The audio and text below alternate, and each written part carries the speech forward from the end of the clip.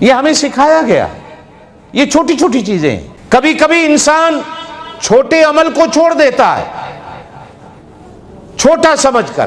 ایک تو نحوست ہوتی ہے کہ اس چھوٹے کو چھوڑنے سے ایک دن آتا ہے انسان بڑے عمل کو بھی چھوڑ بیٹھتا ہے. اور دوسرا یہ ہوتا ہے کہ حضور پاک صلی اللہ علیہ وسلم نے ارشاد فرمایا کبھی کبھی انسان سمجھتا ہے یہ چھوٹا سا عمل ہے، لیکن اللہ پاک اس چھوٹے سے عمل پر انسان کے سارے گناہوں کو معاف کر دیتا.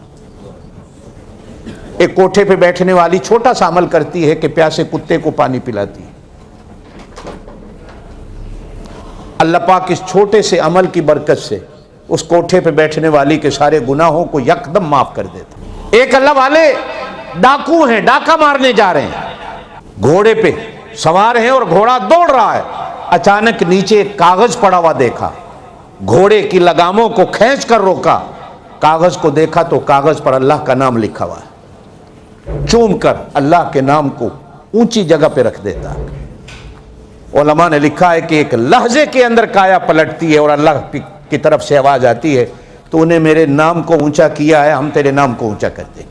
ایک لحظے کے اندر، ایک لحظے کے اندر اللہ پاک مقام ولایت پہ سرفراز کر دیتا. ایک لحظے کے اندر کچھ بھی نہیں کیا ہوا ہوتا. یہ اتنا سا عمل. آپ صلی اللہ علیہ وسلم نے ارشاد فرمایا راستے پہ چلتا ہوا مسلمان کسی پتھر کو یا کانٹے کو صرف اس نیت سے ہٹا دیتا ہے کہ کسی اللہ کے بندے کو ٹھوکر نہ لگے. چھوٹا سا عمل بس نیت سے کرتا ہے تو اللہ پاک اس ایک چھوٹے سے عمل پر بندے کو بخش دیتا. چھوٹے سے عمل پہ بندے کی بخشش ہو جاتی. میرے دوستو، عمل چھوٹا ہو یا بڑا ہو، عمل عمل ہے.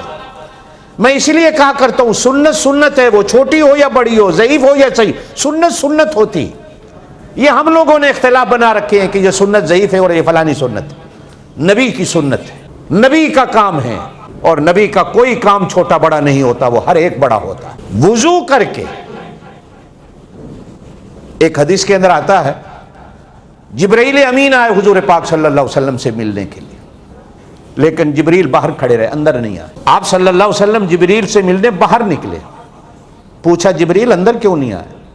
کہا کہ گھر کے اندر کو کتے کا بچہ ہے، اور اللہ کے فرشتے جہاں بدبو ہو یا کتے ہو وہاں اللہ کے فرشتے نہیں آتے. اب حضور پاک صلی اللہ علیہ وسلم حیران ہے میرے گھر میں کہاں سے کتے کا بچہ آ گیا. اب آپ صلی اللہ علیہ وسلم نے حضرت عائشہ سے پوچھا حضرت تمہیں سب نے کہا یا رسول اللہ ہمارے گھر میں کتے کا کیا کام. اب ڈھونڈنے لگے، ڈھونڈتے ڈھونڈتے دیکھا تو ایک ام المومنین کے چارپائی کے نیچے ایک کتے کا بچہ ہے. کہیں سے حضرت حسن چھوٹے تھے کہیں سے پکڑ کے لے آئے اور وہ اندر چھپ کے بیٹھا ہوا ہے. تو جبرائیل امین نے کہا کہ دیکھا ہے نا جی، جہاں کتا ہوتا ہے وہاں اللہ کے فرشتے نہیں آتے، اور جہاں بدبو ہوتی ہے وہاں اللہ کے فرشتے نہیں آتے. میں نے اور آپ نے دعائیں مانگتے اللہ ہمارے گھر میں رحمت کو برسا دے. آج ہماری مسجدوں میں بھی رحمت نہیں رہی، ہمارے گھروں میں بھی اللہ کی رحمتیں نہیں رہی.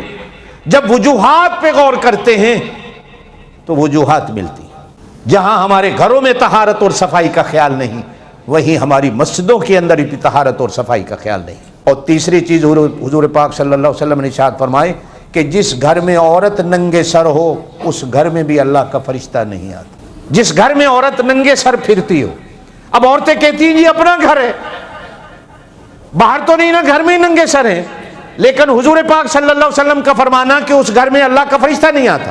اب بتاؤ رحمت کہاں سے آئی؟ رحمت والا فرشتہ کہاں سے آئے؟ اب وہ تو گھر دروازے پہ کھڑا ہے، اندر تو آیا ہی نہیں. اب میں اور آپ دوسرے دن روتے رہیں کہ اتنا آمدنی ہے، اتنا میرا کاروبار ہے، لیکن برکت ہی نہیں، تو برکت کہاں سے آئے گی؟ برکت کیسے آئے گی؟ یہ ساری چیزیں ہماری طہارت اور پاکیزگی میں آتی. ہمارے ہاں لوگ یہ کیا ہوتے ہیں جو ہجڑے خسرے ان کی بد دعاؤں سے ڈرتے ہیں کہ جن کی بد دعا بڑی لگتی. ماں باپ کی بد دعا سے نہیں ڈرتا نوجوان، جو حدیث میں حکم ہے کہ ماں باپ کی بد دعا فوراً لگ جاتی. ہجڑے کی بد دعا سے ڈر رہا ہوتا ہے. ہاں حدیث کے اندر فرمایا گیا مظلوم کی بد دعا سے ڈرو، اللہ مظلوم کے ساتھ ہو جاتا. مظلوم کی بد دعا سے ڈرو، اس کی آہ سے ڈرا کرو.